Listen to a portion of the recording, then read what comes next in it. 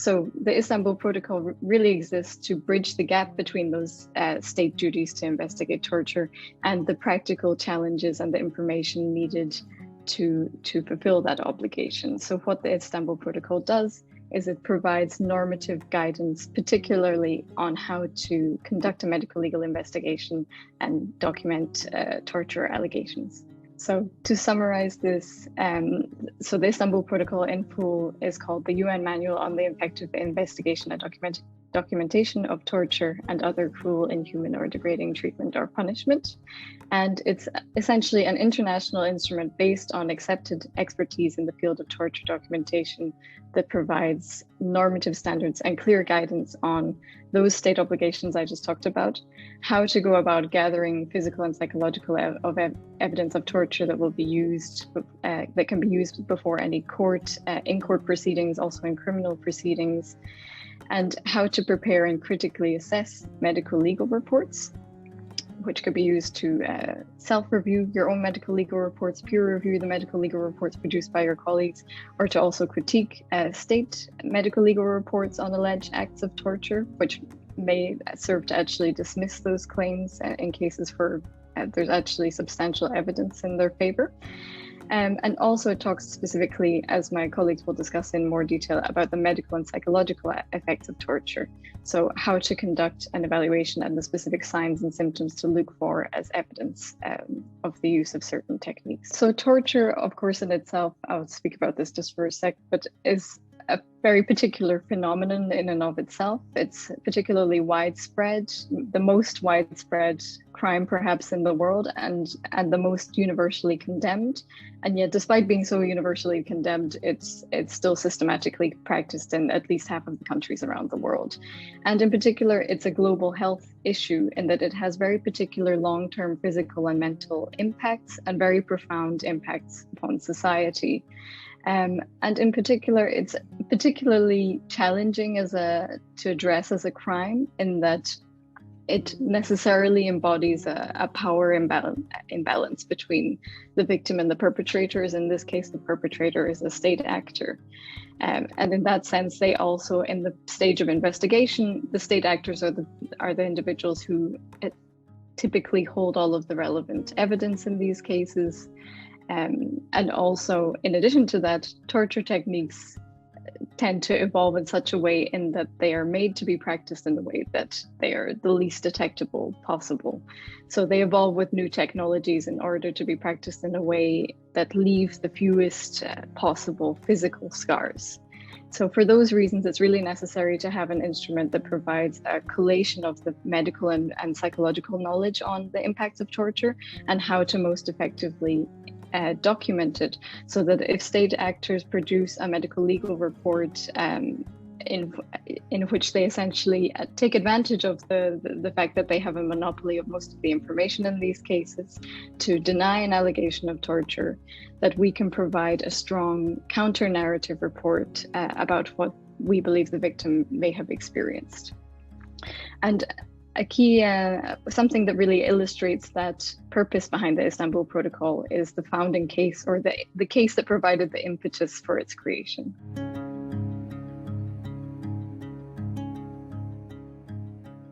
So Baki Erdogan was a 29-year-old university graduate who was abducted and essentially interrogated by the Turkish police after he was accused of being a founder or a member of a forbidden political party.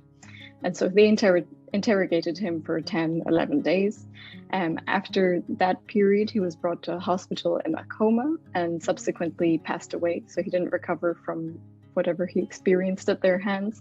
And the state officials in this case who provided a medical legal evaluation concluded that the cause of his death was natural causes, or in this case is pulmonary edema, which is essentially, as the physicians here know, fluid in the lungs, which can be caused as a result of heart failure, after he had been on hunger strike.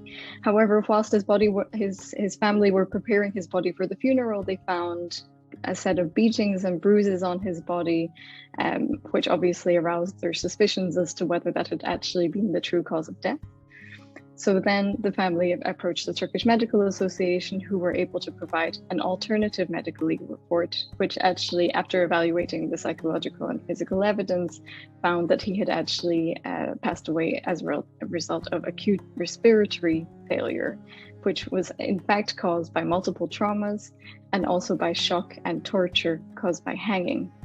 So in the years following this case, the Turkish Medical Association, together with the Human Rights Foundation of Turkey and Physicians for Human Rights, led an international symposium in Istanbul on this topic and started to put together such a set of guidelines to be used in such cases. So together, 75 different experts from around 40 different organizations in 15 different countries were involved in putting together what would later become the Istanbul Protocol.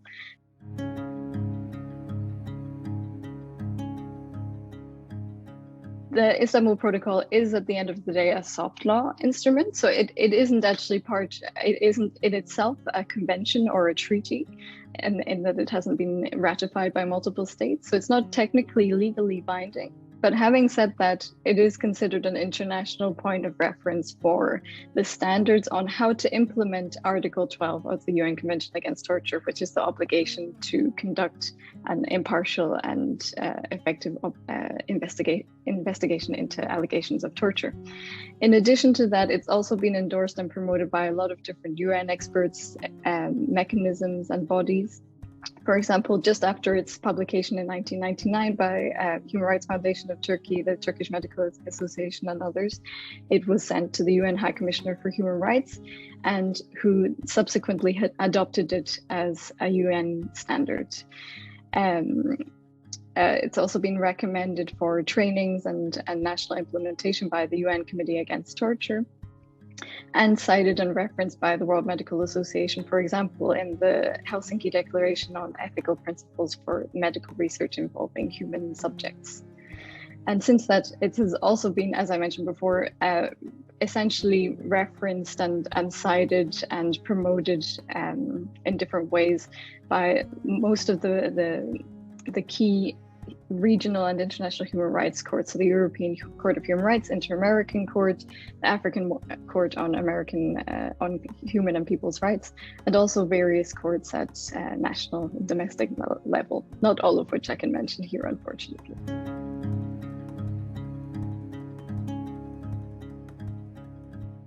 So together, the IP encompasses 6 different chapters and 4 different annexes.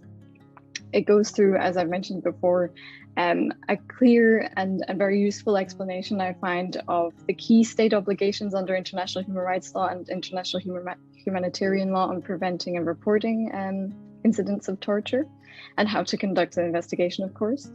It includes relevant ethical codes, both for legal and health professionals. So in the case of health professionals, this covers things like informed consent, compassionate care, do not harm, and also things like dilemma situations in which you may be faced with dual obligations, and what we advise, or what experts have agreed is the correct course of action in those situations, in those difficult situations. In terms of the legal investigation aspects, the instrument clarifies what are the purposes of the legal investigation in itself and the specific aspects to be aware of whilst trying to submit evidence to a commission of inquiry. And in terms of conducting actual interviews with victims of torture, with torture survivors, recommended techniques and relevant aspects of information in the person's background that need to be asked about, how to approach an interview sensitively, and how to, of course, avoid re-traumatizing the individual within the course of asking for their story and conducting a physical and a psychological evaluation. And also, of course, how to go about providing your interpretations and conclusions. The physical evidence section really talks about not just how to structure the interview and how to take a person's medical history, but also how to conduct the physical examination itself, and how to look for signs of physical evidence resulting from specific documented torture techniques. And for the psychological section, it also talks, in addition to talking about how to approach the interview, it gives important notes on things like late disclosure, avoidance symptoms, symptoms that in the course of the interview, if it were kind of misinterpreted by, say, a judge or something, there's something that are prone to be misinterpreted by a judge as, say, malingering or a lack of evidence. But with the help of the knowledge and the statements in the protocol, you can use these to back up your argument that these are in fact in themselves signs of trauma and can actually bolster in certain circumstances a victim's claim to have been a victim of torture. And then within the annexes themselves, we have the Istanbul Protocols, which essentially Istanbul Principles, which essentially distill the principles on legal investigation, including the purposes of a medical legal evaluation.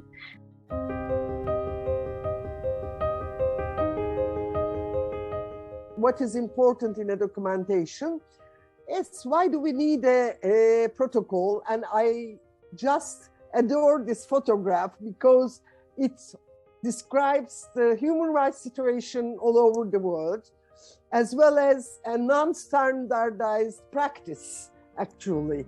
We can't call this a truck. We can't call it an oxen cart.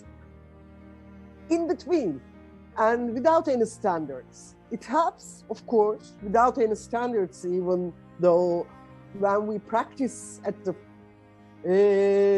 hospitals or prisons, if we know how we should practice, it is so important. But without a standard, without a guideline, sometimes we miss some important points in this context. So then there are some standards for just building trucks, for example, and it would be more helpful and useful to carry all the load while protecting the driver as well. So we started to have a standard because we had international law, and these international law instruments requires states to prevent torture, yes, to investigate allegations, to punish perpetrators, and also to provide reparation, compensation, and rehabilitation. So in order to help these, then we have the guideline, Istanbul Protocol, some 23 years now that we finalized. So it's a long story, of course.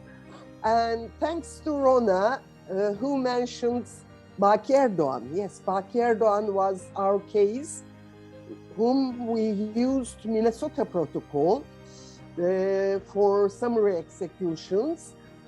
And we didn't have any standard autopsy report, for example. The autopsy was carried out by a veterinary pathologist, not a medical doctor, not a medical pathologist, but a veterinary pathologist. But the family members, in those years, it was early 1990s, in those years, just hired a wedding video recorder and video recorded while they washed the body. So we could have a sense of the injuries, which helped a lot. And also the medical records. I thank to Georgie how important the medical records are, because he was hospitalized and we had several records, including some nurse observations. And they were very helpful indeed about the case, which we could say that it was a respiratory failure due to torture, actually, because all these injuries, all the trauma amounted to torture in this case. So then we started to consider some living cases, how we couldn't have standard practice for living cases, how the reports were falsified, and usually written in a word, whether they are physically fit or without any injuries at all. And we started to have several meetings. And as Rona had indicated, with a great team and 3 years of analysis research, then we managed to have a teamwork just to take the cake from the top shelf of the fridge. Sometimes we know that legal professionals say torture is a legal definition. Yes, correct, it's a legal definition. But it is not only a legal definition, it's also a medical diagnosis. And this is just included in the International Code of Diseases, classification of diseases, in the ICD-10, and now in ICD-11, which is last revised in the February of 2022. So we have to keep in mind that we have a code actually that we have to include, because in many countries, if you do not have a diagnostic process and the code of International Classification of Diseases, then your report is not accepted for the payment of social security systems. So why do we have tonsillitis as a code for this purpose, but not torture in this context? It is very important to use it as a medical diagnosis, and it is very important for primary caregivers because they are the gatekeepers for these kind of cases. Sometimes they are the sole person whom a torture survivor meets with. And if there is an interview, even if it is very short, an observation of the psychological status of this person and the injuries that are collected would be excellent. And afterwards, maybe referral to a specialized center.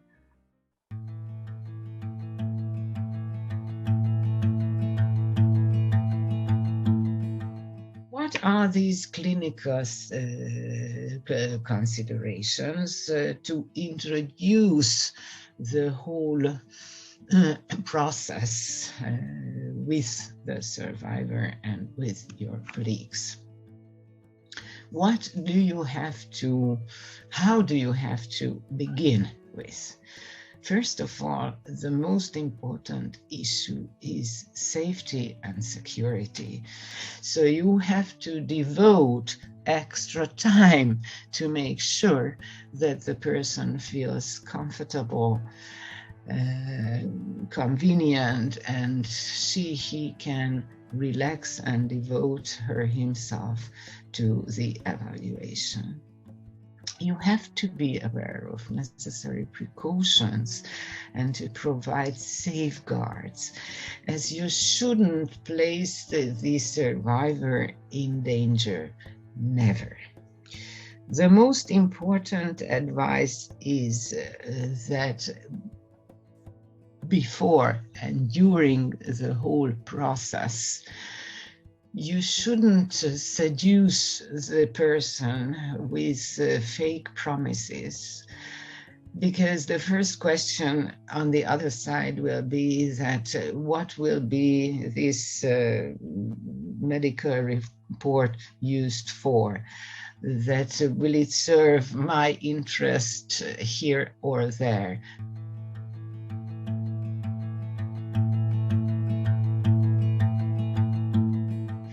Of course, you have to document every detail from the person's life prior to torture, the victim's past history, childhood, adolescence, early adulthood, family background, family illnesses, and family composition, and any history of past trauma. You have to evaluate vulnerability factors and resilience factors, what are in a continuum. After torture, you have to document the onset of symptoms. I think all of you has a clear knowledge what acute stress disorder, what acute post-traumatic stress disorder, chronic post-traumatic stress disorder, late onset of post-traumatic stress disorder, or enduring personality changes mean? You have to document the resilience factors, the optimism, the acceptance, the solution-focused thoughts and actions, personal responsibility, relationships, how the person wants to shape his future, and the capacity to improvise in a certain setting. Keep in mind, and I think this is the most important part of this whole webinar, that the absence of physical and/or psychological signs and symptoms does not invalidate an allegation of torture. It might be due to the episodic or often delayed nature of post-traumatic stress disorder, as it can manifest sometimes years after. That's why you have to take the whole history of torture, besides taking the prior and after history of the person. That you have a clear vision what has happened, even if the person doesn't show symptoms. Either it can be due to the delayed nature of PTSD or to denial of symptoms because of the issues of shame or other difficulties. What are the psychological consequences? Certain symptoms might influence integrity, cognitive, emotional, behavior, social well-being. You have to evaluate the whole personality, identity, autonomy, the self-actualization, self-respect, self-esteem, dreams, hopes, aspirations, etc., etc., etc., from attachment to connectedness. But the most important issue is to build up a sincere and deep level of trust, because without having the 100% trust of the person, a correct cannot be done. What are the levels of psychological damages? These are individual, family, and community levels. Psychological damages result chronic fear and threat. Why the documentation is important, and why rehabilitation is important to prevent the transgenerational trauma. Of course, it is important to the healing of the person, but with the whole process, you can facilitate the transgenerational trauma as well. You have to keep in mind through the whole evaluation that torture also shatters the victim's sense of being grounded in a family and in the society. You have to document secondary problems which deteriorate social, educational, and occupational functioning.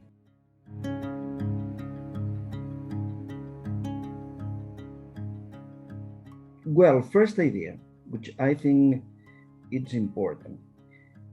When you see a presentation on the Istanbul Protocol and you are overwhelmed by so much information, probably the first thing that comes to the mind to the person that has never done an Istanbul Protocol is this is too much.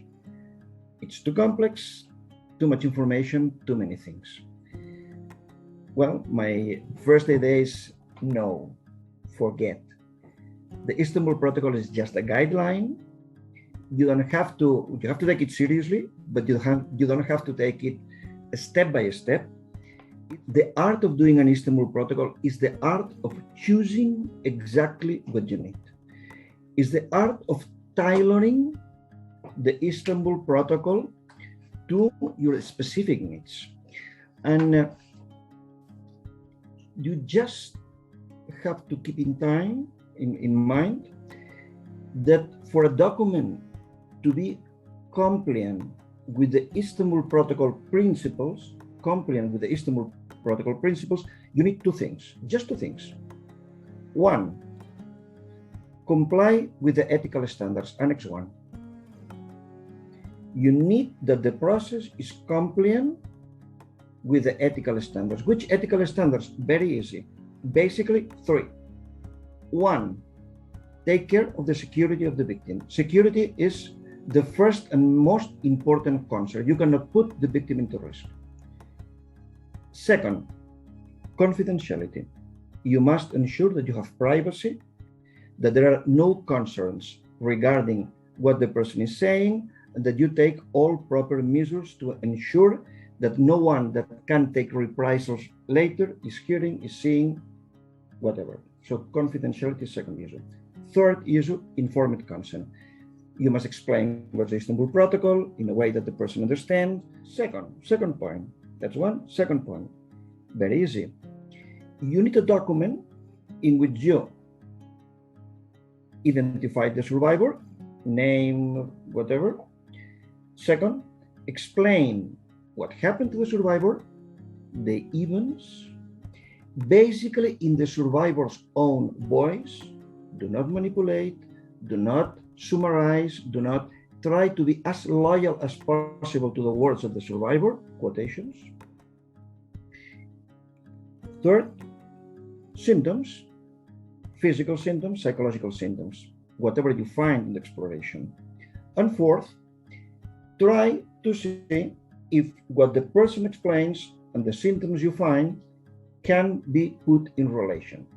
That is, if there is a consistency between what the person says and what do you find in your exploration. If you have those things, who is the person, what happened, which are the symptoms, and the consistency between one and the other, you're going to have 2 pages, 3, 5, or 200. It doesn't matter. It will be compliant with the Istanbul Protocol.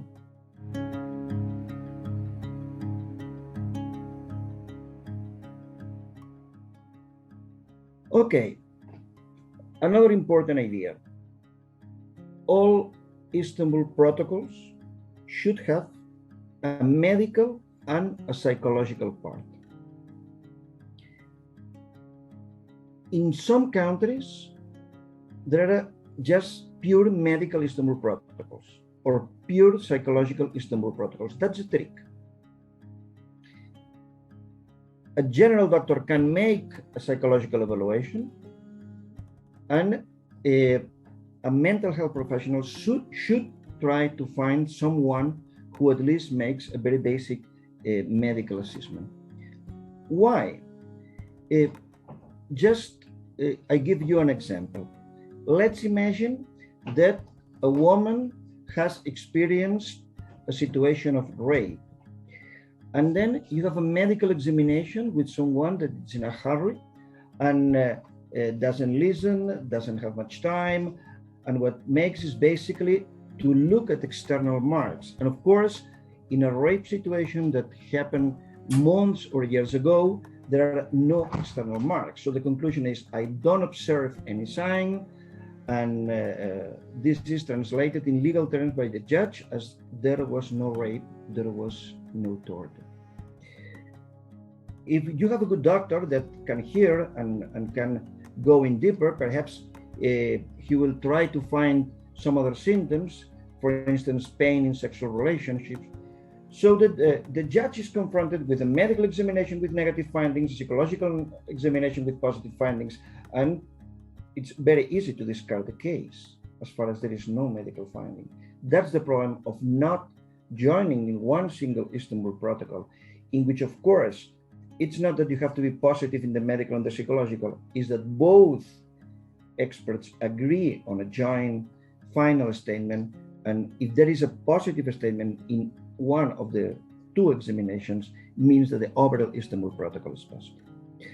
So that's important.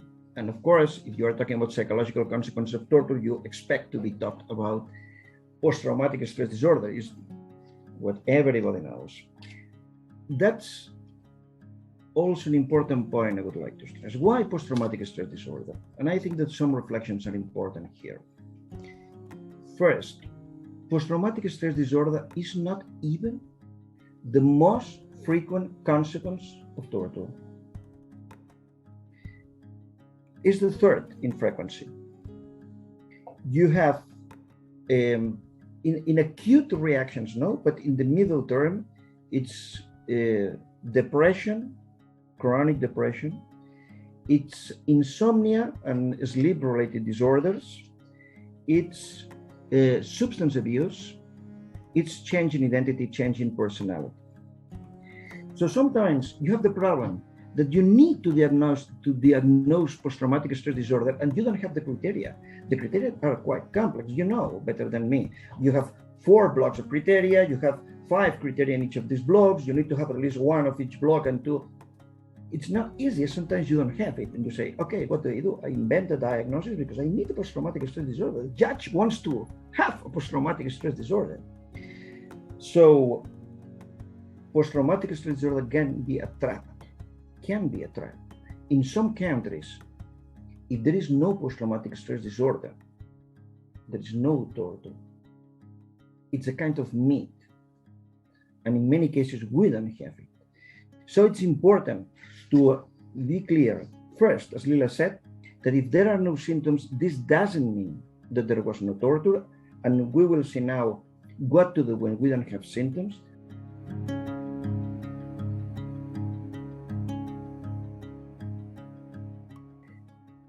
The idea is, first, we want broken bones, we want blood. Second, if there is no blood and not broken bones, we want a PTSD, a good PTSD. If you don't have any of those, I began to doubt on the credibility of the allegations of that person. So a way is trying to make a resilience analysis and trying to explain, okay, we don't have symptoms, but we don't have symptoms because there is that psychiatric history, the psychosocial history of that person, because there are those personality characteristics, because the kind of emotions the person felt during the torture were those ones, because there were so and so coping strategies. That's a challenge. That's a real challenge. I will always remember an assessment we made in Brazil in a Rio prison of 6 persons that had been heavily tortured by the Brazilian army that had no single symptom. Why? Because their life had been a nightmare. Brother killed, father killed, abused. So that you are beaten by the police is the last thing that had happened to you. And you never expected that the world would be better than that. So how do you explain that this life provides some kind of resilience that explains why I'm not finding specific symptoms for that torture episode? Yeah? So that's something we can do. It's powerful for us, not so much powerful for legal operators. So one, subtle elements of trauma. Second, resilience. Third, it's trying to make a credibility analysis. And that's an element which is probably underused in the Istanbul Protocol. We usually do not make credibility analysis, and that's a very powerful tool because torture very often happens in contexts where there are no witnesses, when there are no way to prove things other than the Istanbul Protocol. So we need to try to take advantage of as many things as we can in proving credibility. The Istanbul Protocol gives some criteria of credibility. Basically, the consistency between the account of events and the emotions that the person recalls, or the consistency between the account of events and the emotions that the person has at the moment of explaining things, or the non-verbal expression, the body. Of course, those are powerful elements. We have many other. For instance, If I have depression, I can have depression for many, many reasons. Family, economic.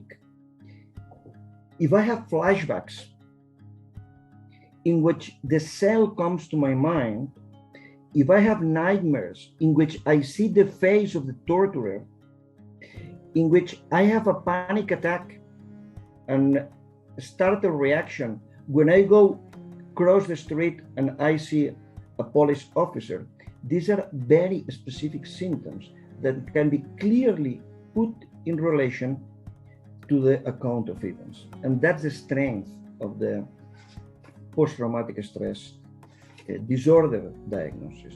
But we should be clear that having some symptoms, and most of our survivors will have some symptoms of PTSD, doesn't mean that we need the full diagnosis, and we can list which are the symptoms we find.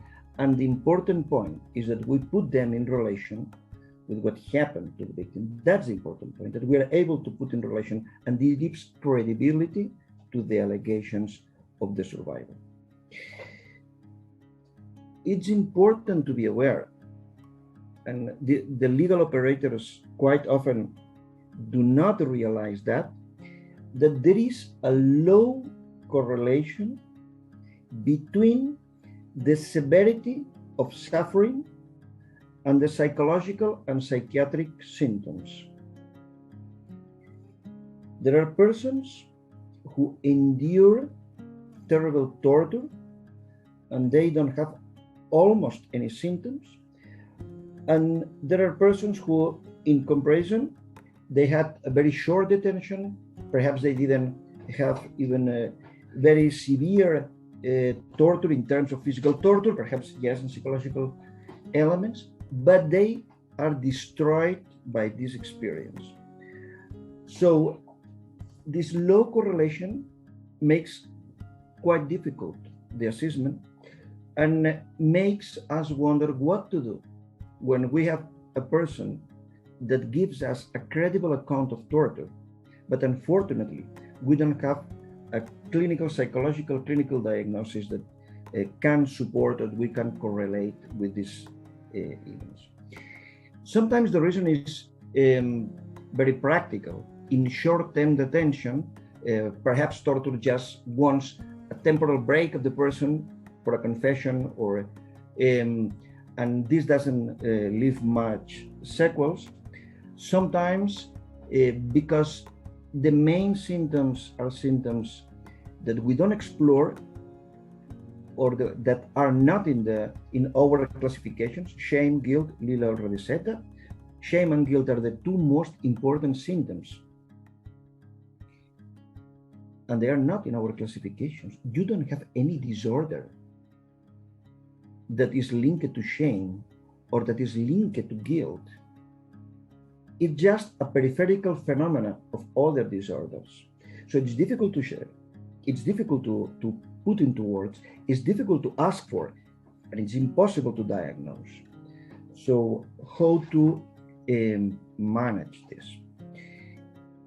And there are different ways to overcome this difficulty when you are making your assessment. One way, it's trying to find what we can call the subtle elements of trauma.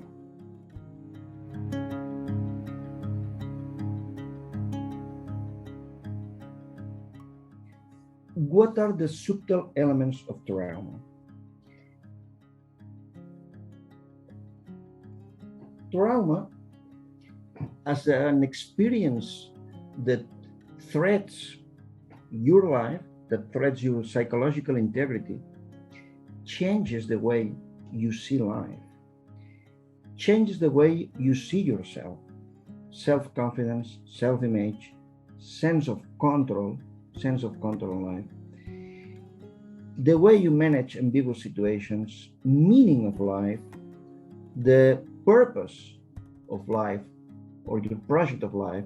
Those are elements which are not in any psychiatric classification, and they are the true core important elements that destroy the life of a survivor. So the way that changes identity and the way that changes self. Second, the way that changes the relationship with others. Lila also mentioned that. So how it challenges your view of human kindness, your expectations of empathy from others when you have been tortured, your expectation of compassion, how it changes your ability to share experiences, or how it challenges your trust and confidence in others, or even your capacity to feel love. Again, this is not in any psychiatric classification, and this is the true damage of torture. Or, of course, the impact on worldviews, how it challenges the sense of security, how fear is part of your life from now on, or how you think that it's very difficult to have a planet life because, you know, at any moment everything can change. It's impossible to predict the future. When we talk about psychological torture, what we are talking is about situations in which there is no physical damage, there is no contact with the body, or there is no direct manipulation of the body, but the torture is producing severe psychological suffering to the person, which purpose is to break the person. So it's a way of breaking the person without physical attacks. Of course, this is important to know, and this is important to have in mind, because as I told you before, what judges would like to have is X-rays with broken bones. So we need to be well trained and proficient in documenting these less, let's say, that's less easy to document elements. I would suggest, in context where you think that the person was basically submitted to psychological torture, to think in terms of 5 points. 5 points in your assessment of the survivor. Try to think, first, how physical pain was used to break the person. Second, ask and try to assess all fear production situations.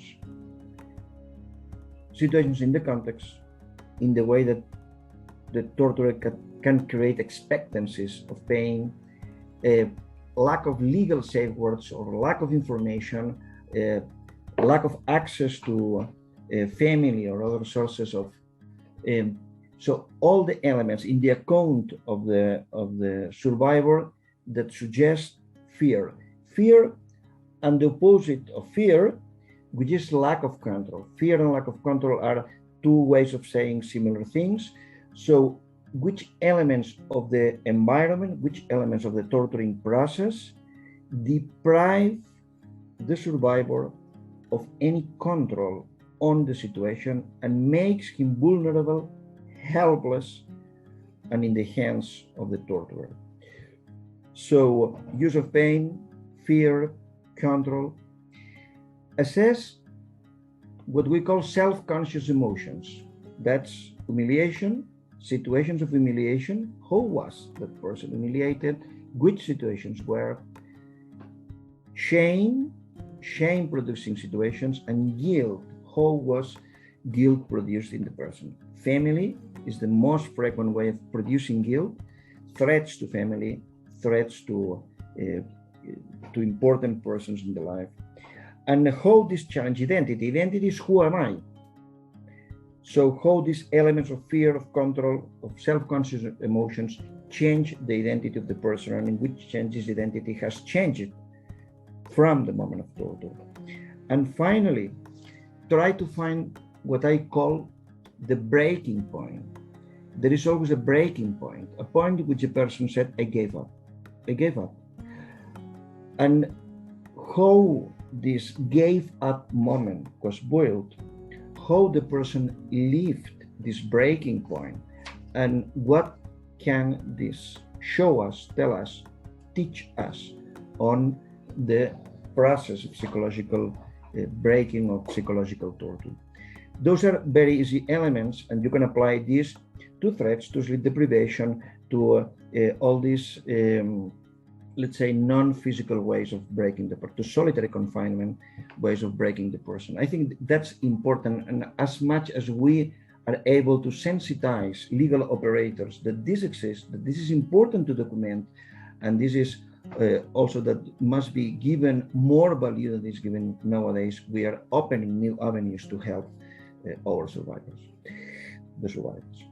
Okay, I think this is a bunch of topics I would like to cover, just reminders and think that important messages I think that were worth sharing.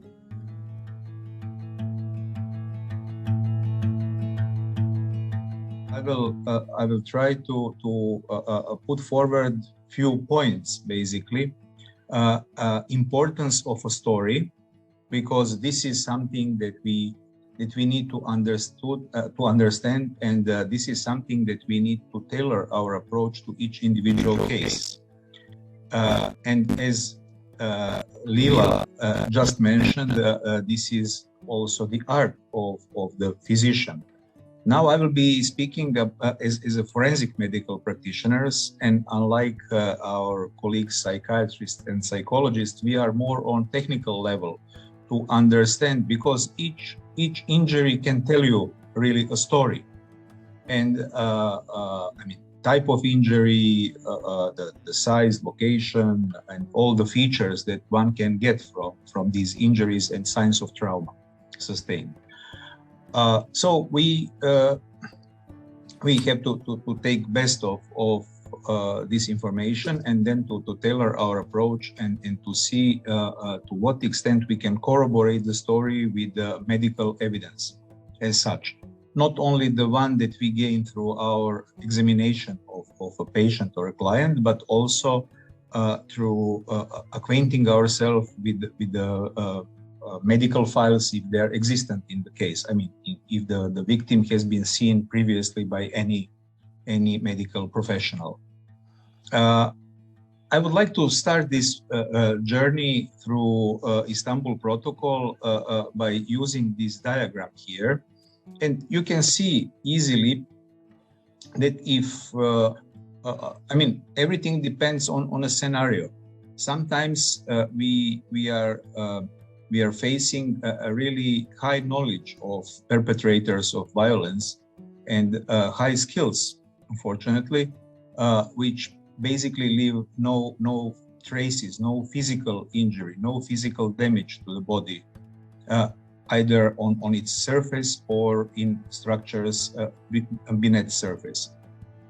So this can be called altered violence. Like, can you imagine this scenario when the person is threatened by a dog, which he or she fears from, and of course that person will suffer, and this will be in certain scenario ill treatment or torture. But such practice will leave nothing to be detected by forensic medical doctors.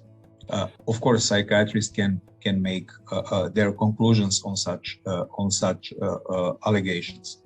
On the opposite side of the spectrum, here towards the bottom of the screen and to its left, you will see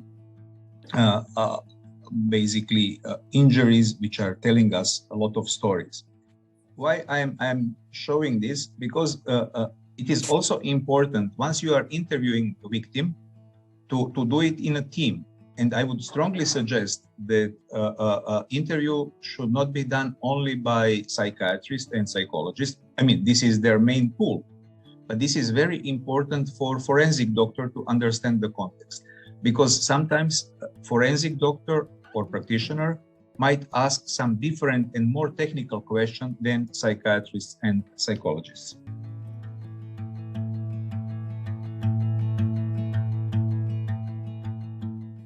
So I will show you some examples from the cases that I have been dealing with in the past. This was a case from one African country, and the allegation was that the person was exposed to whipping by wire. And we have seen that person 4 months later. So the far right photo was taken by myself during the examination. Lila will remember the case as we were doing together this work. But luckily, that person was photographed on day one by staff of trauma center in that country. And even though we can say that description provided by nurse initially was not that good, I mean, it would have a room for improvement, certainly. But the positive side was that photo was taken. And then that person came for follow-up 4 weeks later. So the other photo was taken. And we can follow the evolution of these lesions. And certainly sometimes it's much more difficult to judge on the lesions on a people of dark skin, which we unfortunately see quite often. And this is also an example how we can use body diagram. This is from the medical legal report that we have prepared subsequent to examination of these alleged victims of ill treatment. So use body diagrams, use them properly, because they are also telling the story of what might have happened, and they are used to contextualize all these lesions that we can see during the examination. And this was the conclusion that we have offered at the end of our medical legal report, which was presented in the Istanbul Protocol format.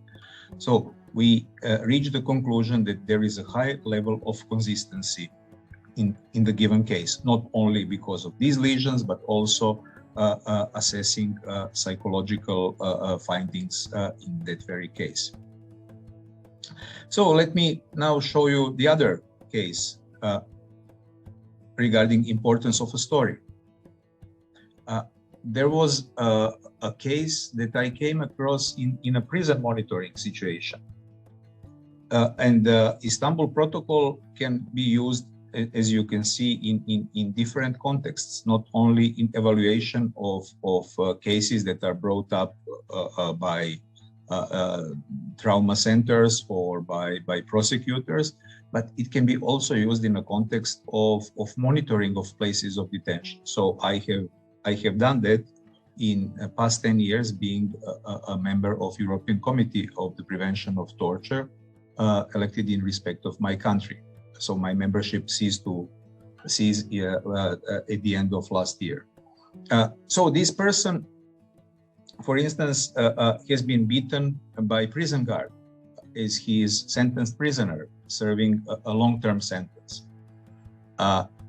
Official version from a penitentiary institution was that he disobeyed the order from the prison guard, and he refused to enter into his cell, and that he used a water pipe which was extended from the floor to the ceiling in a corridor, and that he grabbed that water pipe and show resistance to the staff that used force to drag him into his cell.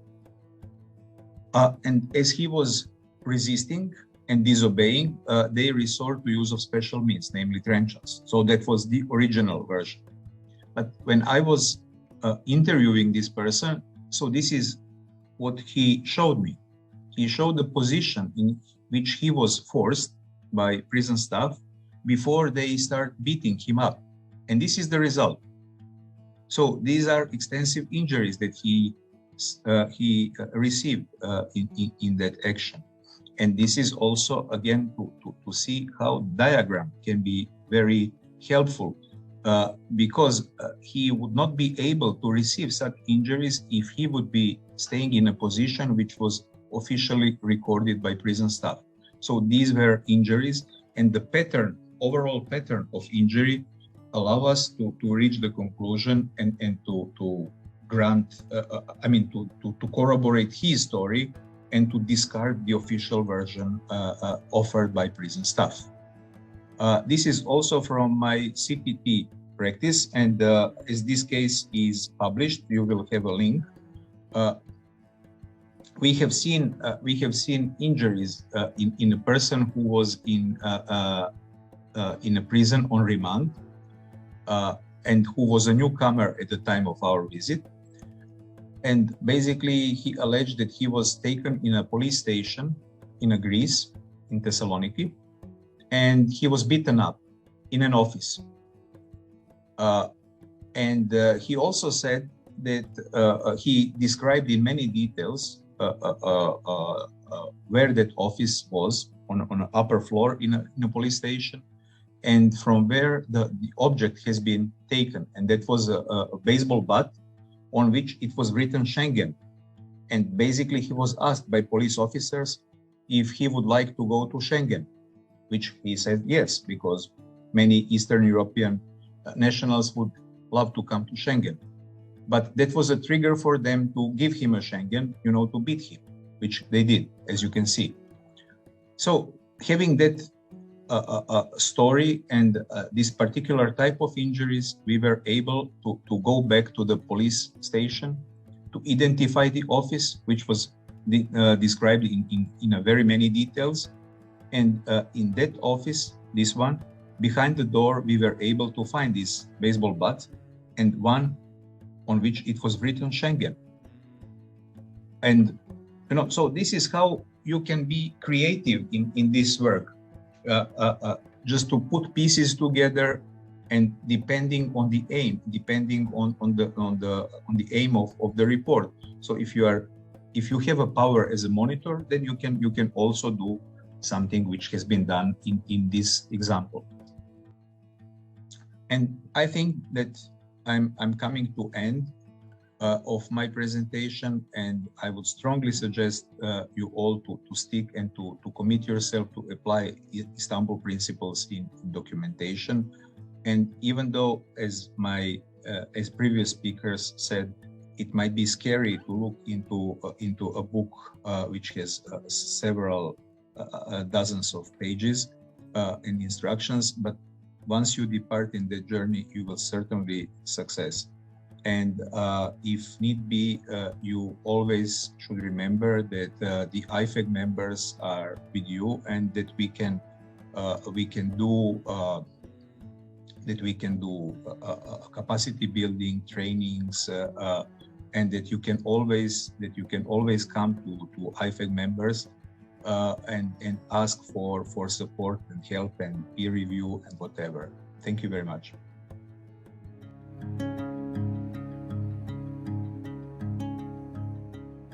The next slides are the most important part of the evaluation. These are certain questions of what you have to raise for clinical impression. Are the psychological findings consistent with the alleged report of torture? Are the results expected or typical reactions within the cultural and social context of the individual? Evaluating the degree of consistency, you have to state if the lesion or problem could not have been caused by the trauma, then it is not consistent. If the lesion or problem could have been caused by the trauma, but it is non-specific and might be other possible causes, you say it's consistent with, but highly consistent if the lesion or problem could have been caused by the trauma and there are few other possible causes. And typical of that is this an appearance that is usually found with this type of trauma, but there are other possible causes. And you are really lucky if you can state that this symptoms is diagnostic of and could not have been caused in any way or other than that described. Two parts are only missing to finalize the documentation. You have to make conclusions. What does it mean? Summary of diagnoses like PTSD, complex PTSD, depression, anxiety disorders, etc., etc., etc. And now comes the recommendations. Of course, they depend on the questions. What is the original purpose of documentation? Will it be used for legal or judicial matters, for an asylum process, for resettlement, or is it needed for treatment? In the recommendation, you can propose further assessments like I have already mentioned, neuropsychological testing, medical or psychiatric treatment that's need for security or asylum, etc. You have to insist on any necessary consultation and examination.